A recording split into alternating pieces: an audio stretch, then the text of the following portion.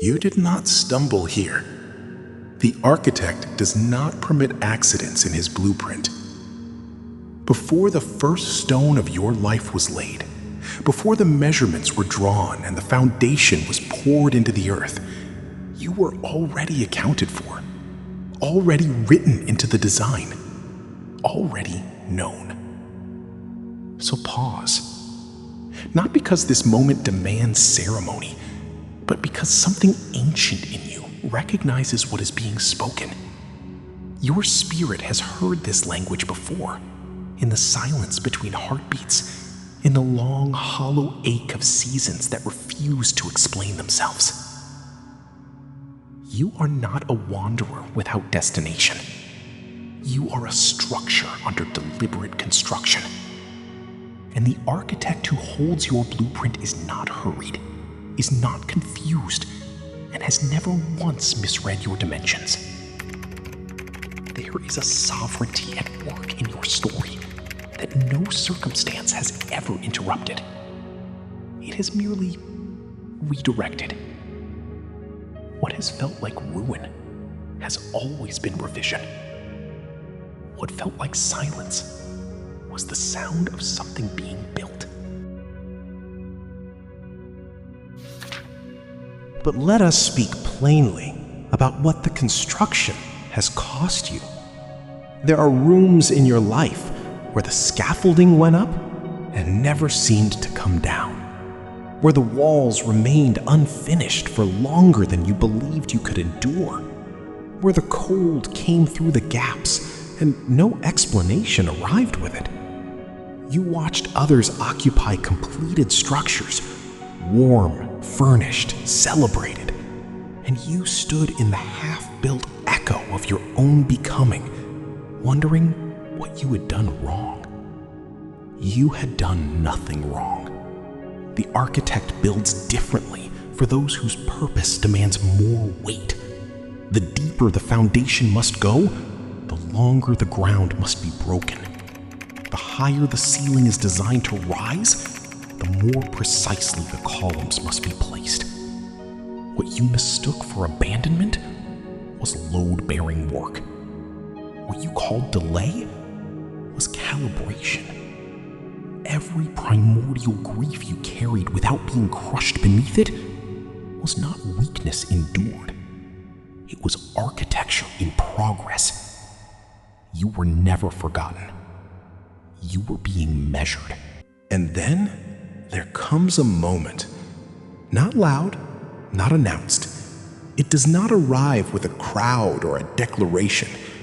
It arrives the way a keystone arrives in an arch, quietly, finally, and with the sudden understanding that everything placed before it was waiting for this single piece to make it whole. You feel it as a settling, a celestial stillness that moves through the chest like the first breath after a long submersion. Something that has been resisting inside you releases. You begin to see the blueprint differently. The long corridors that confused you were not mistakes. They were designed to create distance from what would have diminished you. The sealed rooms were not prisons. They were preservation chambers, holding what was too sacred to be exposed before its time. This is the turning. Not the absence of difficulty, but the dawning recognition that difficulty itself has always been in service of your design.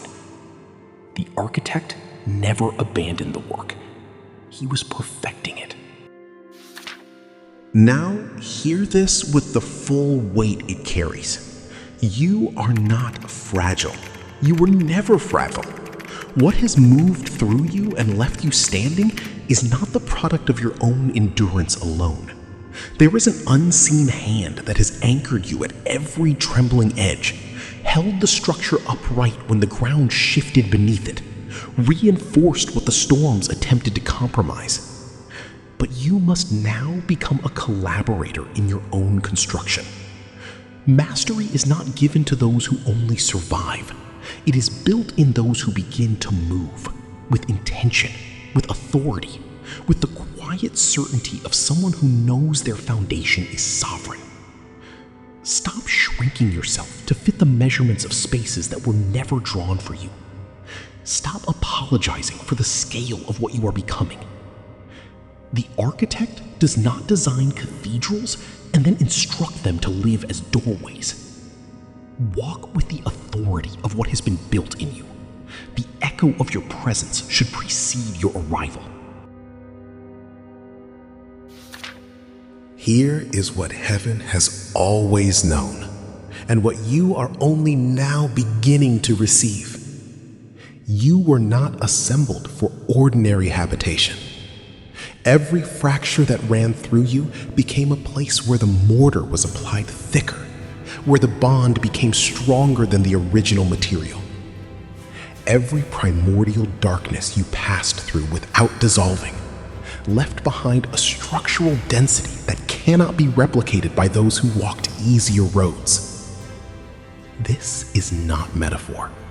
This is the record of your life. And when the final scaffolding is removed, when what has been under construction is at last fully revealed, the world will not simply see a person who survived. It will encounter something built by unseen hands, anchored by celestial purpose, refined through a silence most would not have endured. You are that structure. You have always been that structure. Stand in the full height of what you are. Stop waiting for permission from those who never held the blueprint. The architect has already signed his name across your life.